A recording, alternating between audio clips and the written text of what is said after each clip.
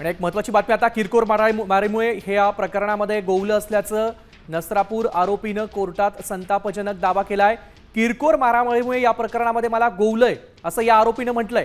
नसरापुरातील आरोपीनं कोर्टामध्ये हा संतापजनक दावा केलाय।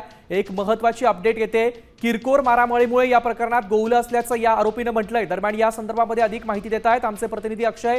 आपण बघतोय की अत्यंत संतापजनक अशा पद्धतीचा दावा या आरोपीनं केलाय। काय अधिकची माहिती आहे?